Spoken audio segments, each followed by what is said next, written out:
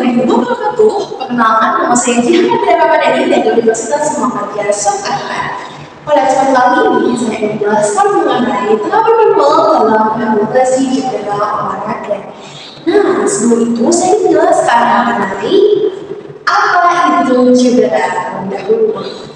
Jadi, menurut Sugianto tahun 2022 dalam jurnal fisioterapi dijelaskan cedera adalah suatu akibat pada gaya-gaya produksi pada tubuh yang melampaui kemampuan tubuh untuk mengatasinya. Gaya-gaya ini dapat berlangsung dengan cepat atau jangka lama. Cedera seringkali alami oleh seorang atlet seperti goresan, fraktur pada ligamen, karena kejatuhan dan sebagainya saat olahraga. Nah, makanya diperlukan pertolongan dengan segera. Cedera olahraga adalah rasa sakit yang ditimbulkan saat olahraga sehingga dapat menimbulkan cacat, luka, rusak pada alat atau ligamen, sendi dan bagian lainnya pada tubuh yang mengalami cedera tersebut. Cedera dapat ditandai dengan rasa sakit, membengkakan, kram, ruam, merah, dan pembatasan gerak atau sendi. Hilangnya kekuatan otot pada daerah yang mengalami cedera tersebut. Cedera menjadi momok yang menakutkan bagi atlet karena seorang atlet dapat berakhir dengan cedera. Ada berbagai macam jenis cedera terhadap cedera satu dan lainnya sehingga tidak dapat disamakan penanganannya. Nah, pada itu kita harus menggunakan terapi dan rehabilitasi cedera yang tepat untuk mempercepat penyembuhan. Selanjutnya, saya akan menjelaskan mengenai jenis-jenis pada cedera. Jadi pada cedera ada strain, injury, dan juga fraktur. Nah, saya akan menjelaskan mengenai strain terlebih dahulu. Jadi, strain adalah bentuk cedera yang berupa penurunan atau perobekan pada ligamen atau jaringan yang menghubungkan tulang atau kapsul sendi yang membahayakan kualitas sendi. Nah, kerusakan yang pada ligamen atau kapsul sendi ini dapat menyebabkan ketidakstabilan pada sendi. Gejalanya dapat berupa nyeri, inflamasi atau peradangan, dan beberapa kasus lainnya. Tidak mengalami gerakan tunggai, terus dan lain sebagainya. Nah, sekali ini adalah cedera olahraga yang paling sering dialami oleh atlet, khususnya adalah pemain sepak bola. Untuk menghindari keseleo, diperlukan pemanasan yang cukup dan stretching yang tepat untuk mencegah terjadinya cedera tersebut. Nah, strain ini dibagi menjadi 3 tingkatan. Untuk tingkatan yang pertama, pada cedera ini terdapat sedikit hematoma dalam ligamentum dan hanya beberapa saraf yang putus. Cedera menimbulkan rasa nyeri, pembengkakan, dan rasa sakit pada daerah tersebut. Nah, cedera pada tingkat ini juga cukup diperlukan istirahat yang cukup, nantinya akan sembuh dengan sendirinya. Untuk strain tingkat 2, maka sarafnya akan banyak yang putus, tetapi juga banyak yang masih utuh. Nah, cedera ini juga dapat menimbulkan rasa sakit, yang ditekan, membengkakkan, efusi, cairan keluar, dan biasanya tidak dapat menggerakkan persendian di daerah tersebut. Nah, kita harus memberikan tindakan imunitas atau suatu tindakan yang diberikan agar bagian dari daerah tersebut tidak dapat digerakkan itu dapat dibawa dengan menggunakan stok ataupun juga gips. Nah, untuk tingkat 3, pada cedera ini seluruh ligamen akan putus sehingga kedua ujungnya akan terpisah. Persendian yang bersangkutan akan terasa sangat sakit dan terdapat darah dalam persendian, terus ada pembengkakan, terdapat gerakan seperti biasa, dan terdapat gerakan-gerakan yang abnormal. Pada cedera ini dapat ditangani dengan menggunakan operasi dan juga pertolongan utama terlebih dahulu oleh fisioterapi atau tenaga medis lainnya. Nah, selanjutnya saya akan menjelaskan mengenai strain. Strain adalah cedera yang berupa pengururan atau perobekan pada struktur muskulotendinosus atau otot dan tendon. Nah, cedera ini terjadi akibat otot tertarik pada arah yang salah, kontraksi otot yang berlebihan, atau ketika kontraksi otot itu belum siap. Nah, strain ini bisa terjadi pada bagian otot grand musculo atau kuncing paha, seperti hamstring, terus quadriceps. Nah, lalu cedera ini akan mempengaruhi otot betis yang terjadi pada pemain sepak bola. Terus fleksibilitas juga yang baik itu bisa menghindarkan diri dari cedera macam ini. Kuncinya adalah sering melakukan stretching setelah melakukan pemanasan, terutama pada otot-otot yang rentan tersebut. Nah, selanjutnya adalah knee injury. Knee injury adalah cedera terjadi karena paksaan pada tendon. Saat mengalami cedera ini, atlet akan merasa nyeri tapak di bawah Rasa sakit ini disebabkan karena adanya gerakan melompat, menanjak atau melompat dan turun kembali. Selanjutnya ada faktor. Pasti kita tidak asing dengan faktor karena faktor adalah cedera yang paling sering terjadi karena benturan pemain satu dengan yang lain atau benturan terhadap sesuatu yang keras. Cedera faktor tidak hanya terjadi pada kaki semacam tulang paha, tulang kaki, tulang tangan, tulang kaki dan sebagainya, tetapi juga terjadi pada lengan, bahu, hingga pergelangan tangan. Untuk menghindari hal tersebut, maka pengguna perlindungan dengan menggunakan pelindung saat melakukan olahraga. Nah, macam-macam patah tulang itu ada patah tulang terbuka dan juga patah tulang tertutup.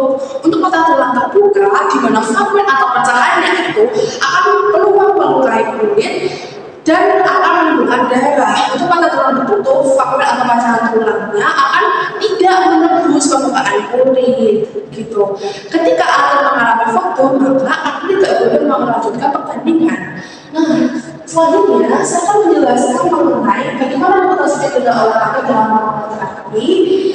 Sebelumnya saya akan menjelaskan mengenai pengertian manual terapi, fisioterapi untuk atlet, indikasi, tujuan, jenis manual terapi, dan terus kapan digunakan untuk atlet yang sedang mengalami cedera. Oke, satu-satu ya, satu-satu. Oke, kita akan membahas dulu mengenai pengertian dari manual terapi terlebih dahulu. Manual terapi berasal dari kata manus atau tangan dan terapi atau pengobatan, sehingga secara umum dapat didefinisikan sebagai terapi yang digunakan tangan, gitu. Tapi manual berfokus pada struktur dan sistem dalam tubuh seperti tulang, persendian, jaringan lunak, dan peredaran darah, limfa, dan saraf. Tujuan utamanya dalam manual terapi adalah untuk memfasilitasi proses penyembuhan yang dialami oleh tubuh.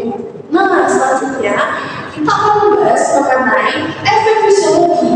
Efek fisiologi dari manual terapi diantaranya dapat melancarkan peredaran darah, terus mencetuskan hormon endorfin, relaksasikan otot dan lain-lain.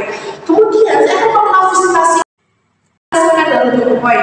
Yang pertama, dapat membantu mengurangi pembengkakan pada fase kronis. Yang kedua, dapat mengurangi persepsi nyeri melalui gait gondol. Yang ketiga, meningkatkan relaksasi otot sehingga mengurangi nyeri.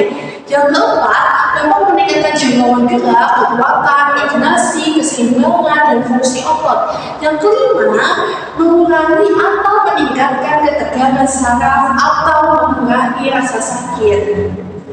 Nah, seperti itu. Selanjutnya, saya akan membahas mengenai indikasi terhadap manual terapi. Indikasi dari manual terapi yang pertama, cedera seperti strain, dislokasi, dan jenis trauma lainnya. Manual terapi biasanya dicombine dengan menggunakan metode lain seperti imobilisasi, terus obat, dan intervensi fisioterapi lainnya. Yang kedua, ada nyeri punggung dan nyeri leher, merupakan nyeri yang sering dijumpai oleh atlet. Nah, hal ini dapat diatasi dengan menggunakan manual terapi. Dari leher yang terjadi pada bagian dasar ataupun samping merupakan hal yang paling sering diderita oleh atlet. Biasanya atlet akan mengalami whiplash akibat gerakan yang mendadak, gitu. Yang ketiga, biasanya nyeri bahu dalam bentuk bahu atau bisa kita sebut dengan frozen shoulder, merupakan gangguan bahu yang dapat diperbaiki dengan manual terapi. Nah, bahu ini adalah cedera yang terjadi pada otot kaf, yaitu otot yang menghubungkan tendon dengan tulang humeri. Oke, flashback dulu nih, otot kaf ada empat. Halo, ada supraspinatus, spinatus, subcapitularis, dan juga infraspinatus. Jadi, selanjutnya adalah tujuan. Tujuannya adalah untuk mengurangi nyeri dan peradangan. Yang kedua, untuk meningkatkan tenaga dan sendi. Yang ketiga, untuk memperbaiki kekuatan dan fungsi otot. Yang keempat, untuk meningkatkan homeostatik dan keseimbangan. Yang kelima, mencegah terjadinya cedera ulang. Nah, selanjutnya saya akan menjelaskan mengenai jenis-jenis dari terapi manual. Untuk teknik jenis yang pertama adalah mobilisasi sendi. Teknik ini digunakan untuk meningkatkan karena tidak sendi akibat cedera. Yang kedua, ada jenis manipulasi sendi, yaitu teknik yang digunakan untuk memperbaiki posisi sendi yang tidak normal. Yang ketiga, ada terapi jaringan lunak. Terapi ini dilakukan untuk melepaskan otot yang tegang dan meningkatkan aliran darah. Yang keempat, ada terapi miofasial. Teknik ini digunakan untuk melepaskan adhesi pada fasial dan jaringan erat yang mengelilingi otot. Nah, terapi ini dilakukan dengan menggunakan massage. Jenis massage dilakukan bisa menggunakan stroking, terus kneading, friction pada otot, serta gerakan aktif dan pasif. Gitu. Nah, kapan kita menggunakan manual terapi untuk mengatasi cedera pada atlet? Terapi manual dapat dilakukan pada tahap rehabilitasi cedera atlet, pada tahap akut, terus pada tahap subakut, dan juga pada tahap kronis. Pada tahap subakut, terapi manual ini dapat membantu meningkatkan kemampuan sendi dan kekuatan otot. Lalu, terapi manual juga dapat dilakukan ketika cedera atlet ini sudah mengalami tahap kronis. Nantinya, terapi manual dapat membantu mencegah cedera ulang. Baik, ini cukup sekian dari saya.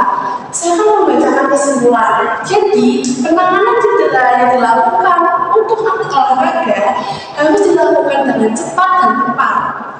Penanganan cedera harus dilakukan dengan menggunakan terapi manual atau rehabilitasi fisioterapi sesuai dengan cedera yang dialami oleh atlet, agar cedera ini dapat pulih dan juga dapat membuat si atlet tidak akan mengalami cedera ini kembali.